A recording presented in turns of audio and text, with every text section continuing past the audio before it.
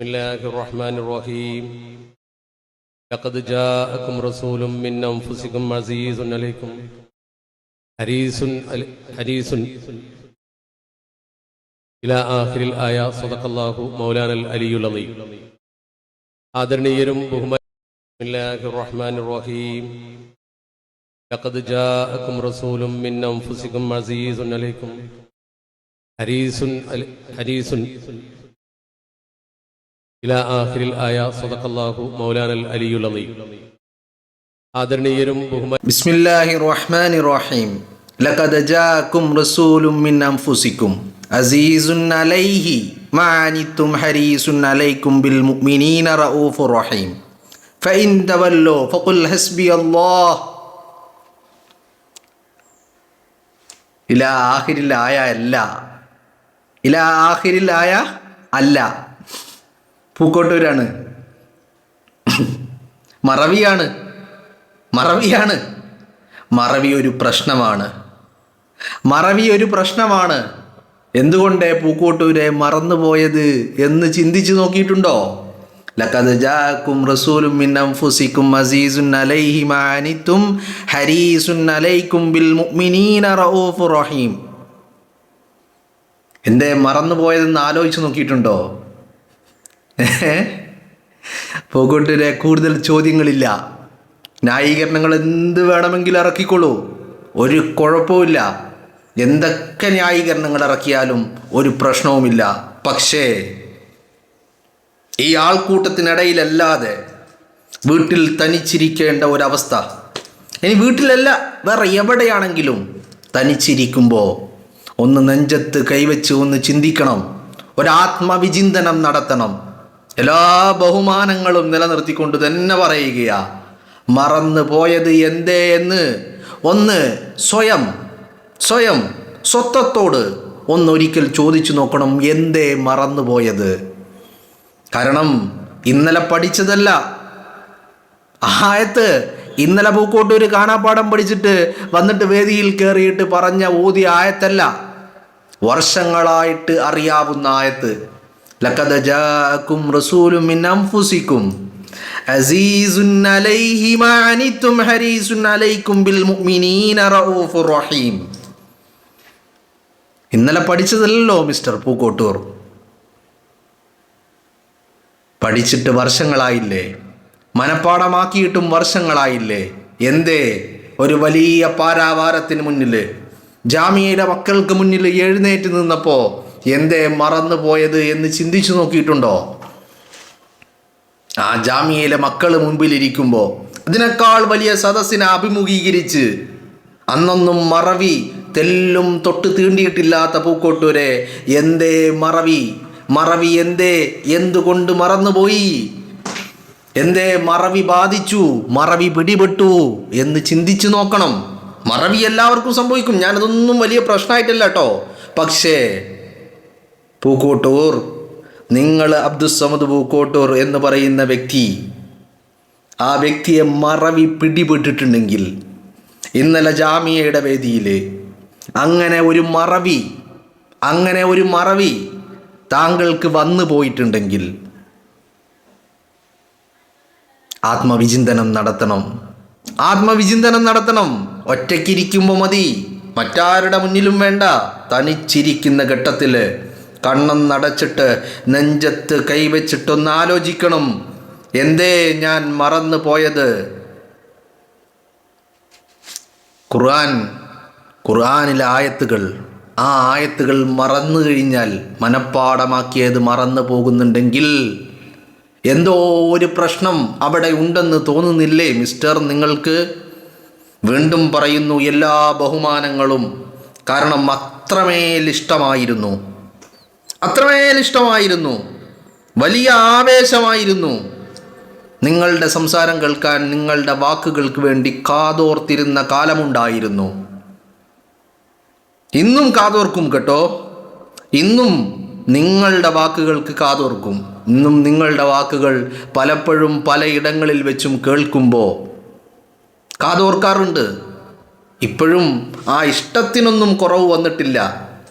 നിങ്ങളുടെ ആ ഒരു ശൈലി ഉണ്ടല്ലോ, നിങ്ങൾ ജനങ്ങൾക്ക് മുന്നിൽ എഴുന്നേറ്റ് നിന്നിട്ട്, പ്രസ്ഥാനത്തിൻ്റെ പ്രവർത്തകർക്ക് മുന്നിൽ എഴുന്നേറ്റ് നിന്നിട്ട് നിങ്ങളുണ്ടാക്കിയ ആവേശവും നിങ്ങളുണ്ടാക്കിയ തക്ബീർ ധ്വനികളും ഇന്നും കാതുകളിലുണ്ട്.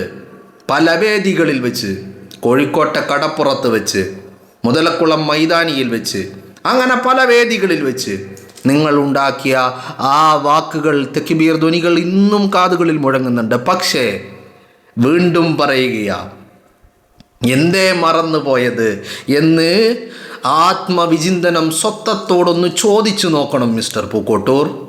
എന്തേ പറ്റിയത്? എവിടെയെങ്കിലും പിഴച്ചുപോയോ? എന്തെങ്കിലും പാകപ്പിഴകൾ ഉണ്ടായോ? എവിടെയെങ്കിലും ഏതെങ്കിലും രീതിയിൽ ധിക്കാരമെന്നോ അഹങ്കാരമെന്നോ എന്നൊന്നും ഞാൻ പറയുന്നില്ല, എന്തെങ്കിലും രീതിയിൽ ഒരു കടുക് മണിയോളം മനസ്സിൻ്റെ ഉള്ളിൽ, അല്ലെങ്കിൽ ഒരു പൊരുത്തക്കേടിൻ്റെ, ഒരു കുരുത്തക്കേടിൻ്റെ ഒരു കാറ്റ് വീശുന്നുണ്ടോ എന്ന് ചിന്തിച്ചു നോക്കുന്നത് നല്ലതാ. കാരണം അള്ളാഹുവിൻ്റെ ഔലിയാക്കളാണ്, അള്ളാഹുവിൻ്റെ ആരിഫീങ്ങളാണ്.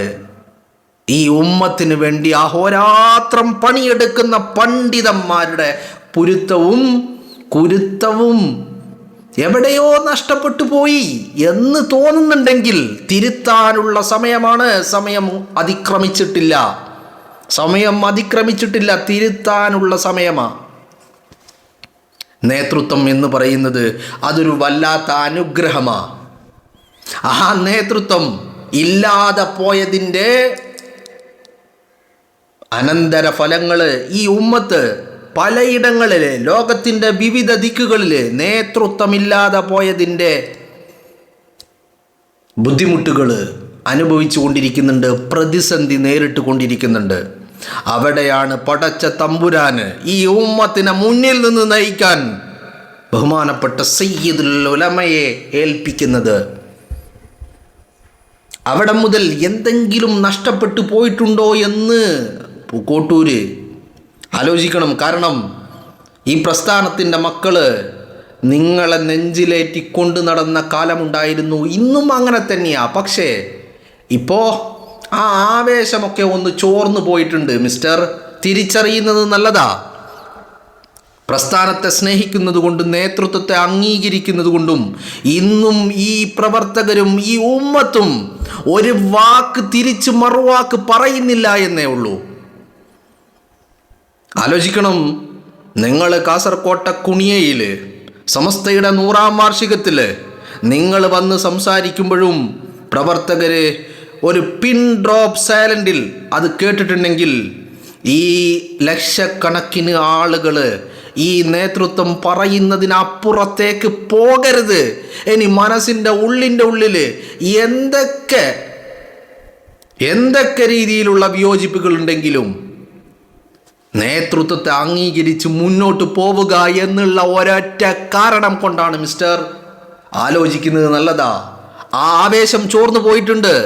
പണ്ട് നിങ്ങൾ വരുന്നതും കാത്ത് നിങ്ങളുടെ സംസാരം കേൾക്കാൻ ഏതൊരു സമ്മേളനത്തിൻ്റെയും ഏതൊരു മീറ്റിങ്ങിൻ്റെയും അവസാന സെക്കൻഡ് വരെ വആഖിറ ദഅവാനാ അൽഹംദുലില്ലാഹി റബ്ബിൽ ആലമീൻ അസ്സലാമു അലൈക്കും എന്ന് പറഞ്ഞ് അവസാനിപ്പിക്കുന്ന ആ നിമിഷം വരെ പാരാവാരം പോലെ പരന്ന് കിടക്കുന്ന ജനസഞ്ചയം കാത്തിരുന്നിട്ടുണ്ടെങ്കിൽ ഇന്ന് ആ ജനസഞ്ചയത്തിൻ്റെ മനസ്സുകളിൽ ഇടമുണ്ടോ എന്ന് ഒന്ന് ചിന്തിക്കുന്നത് നല്ലതാ.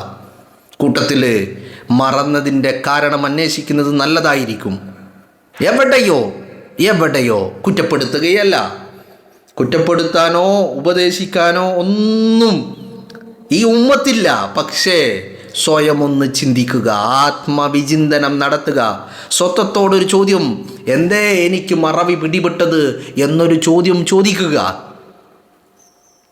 അങ്ങനെ മറക്കാൻ പാടില്ലല്ലോ. എന്തേ ഞാൻ മറന്നുപോയത്? ഇലാ ആഖിരിൽ ആയ എന്ന് പറഞ്ഞുകൊണ്ട് ആ ആയത്തവിടെ അവസാനിപ്പിച്ചിട്ട് തുടരേണ്ടി വന്നത് എന്തുകൊണ്ട്? വീണ്ടും ഒന്ന് ഓർത്തെടുക്കാൻ പോലും ആത്മവിശ്വാസമില്ലാത്ത രീതിയിൽ ഇലാ ആഖിരിൽ ആയ എന്ന് പറഞ്ഞുകൊണ്ട് അവസാനിപ്പിക്കേണ്ടി വന്ന ഒരു സ്ഥിതിവിശേഷം ഉണ്ടായത് എന്തുകൊണ്ട് എന്ന് സ്വത്വത്തോടൊന്ന് ചോദിക്കുക. എന്നിട്ടൊരു ആത്മവിചിന്തനം നടത്തിയിട്ട് എന്തെങ്കിലും തോന്നുന്നുണ്ടെങ്കിൽ, കുറ്റബോധം തോന്നുന്നുണ്ടെങ്കിൽ തിരുത്തണം. തിരുത്തി മുന്നോട്ട് പോകുന്നതായിരിക്കും ഏറ്റവും ഉചിതമായ നടപടി എന്നുള്ളതാണ്. നേതൃത്വത്തെ അംഗീകരിച്ചിട്ട് മുന്നോട്ട് പൊക്കൂടെ? അതല്ലേ ഏറ്റവും ഉത്തമമായ മാതൃക എന്ന് പറയുന്നത്. ഏറ്റവും ഉത്തമമായ മാതൃക. അതിലപ്പുറം മറ്റെന്താണുള്ളത്? നേതൃത്വത്തെ അംഗീകരിച്ചുകൊണ്ട്, നേതൃത്വം പറഞ്ഞാൽ വിയോജിപ്പുകൾ ഉണ്ടെങ്കിൽ പോലും വിയോജിപ്പ് ഉള്ളിലടക്കിക്കൊണ്ട് ആ നേതൃത്വത്തിന് എല്ലാവിധ പിന്തുണയും നൽകി ഒപ്പം നിൽക്കാൻ സാധിക്കണം. മനസ്സിലായില്ലേ?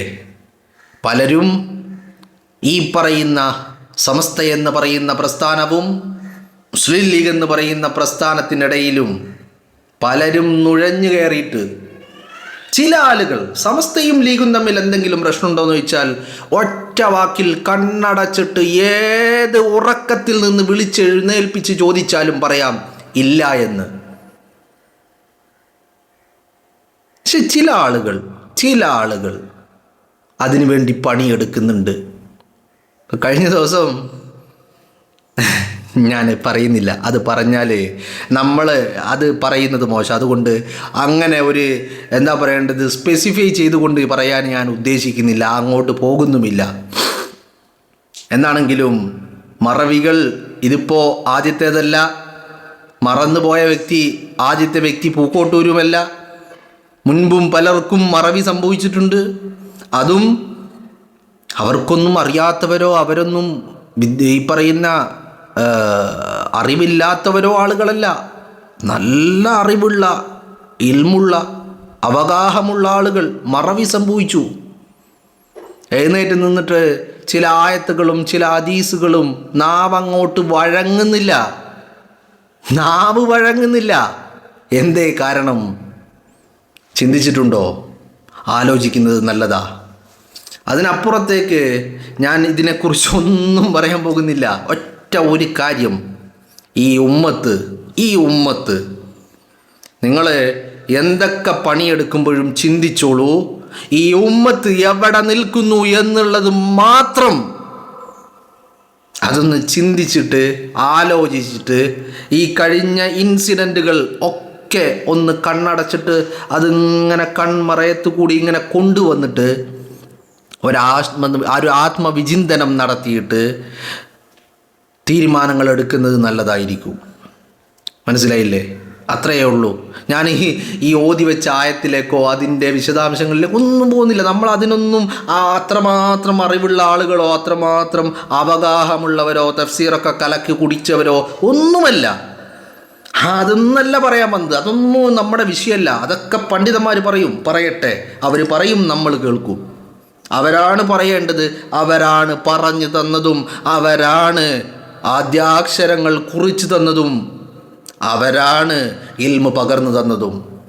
ആ പണ്ഡിതന്മാർ തന്നെ ഇനിയും പറയും. ആ പണ്ഡിതന്മാരെന്ന് പറഞ്ഞാൽ സമസ്ത പറയും. സമസ്തയെ പറഞ്ഞിട്ടുള്ളൂ ദീന്. സമസ്തയാണ് പറഞ്ഞതും. ആ നേതൃത്വമാണ് നമ്മുടെ അഭിമാനവും.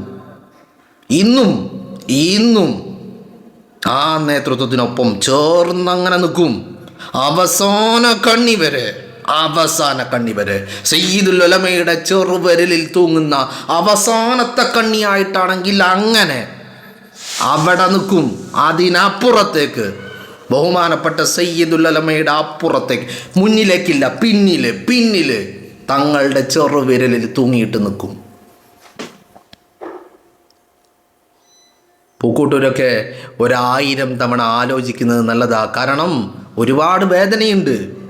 നിങ്ങളൊക്കെ ഇങ്ങനെ കാണിക്കുന്നത് കാണുമ്പോൾ അതിയായ വേദനയുണ്ട്. കാരണം നിങ്ങൾക്ക് വേണ്ടിയിട്ട്, നിങ്ങളുടെ വാക്കുകൾക്ക് വേണ്ടിയിട്ട് തക്ബീർ ധ്വനികൾ മുഴക്കിയവരുടെ കൂട്ടത്തിൽ ഒരുവനായിട്ട് ഉണ്ടായിരുന്നു. ഇന്ന് നിങ്ങൾക്ക് മറവികൾ സംഭവിക്കുന്നുണ്ടെങ്കിൽ നേതൃത്വത്തെ ഒന്ന് ചെന്ന് കണ്ട് ഒരു സലാം പറഞ്ഞ് ആ നേതൃത്വത്തോടൊപ്പം ഇങ്ങനെ ഒട്ടി നിൽക്കാൻ സാധിച്ചാൽ തീരാവുന്ന പ്രശ്നങ്ങളേ ഉള്ളൂ. ഈ മറവിയൊക്കെ പമ്പ കടക്കുമെന്നുള്ള കാര്യത്തിൽ ഒരു തർക്കവുമില്ല.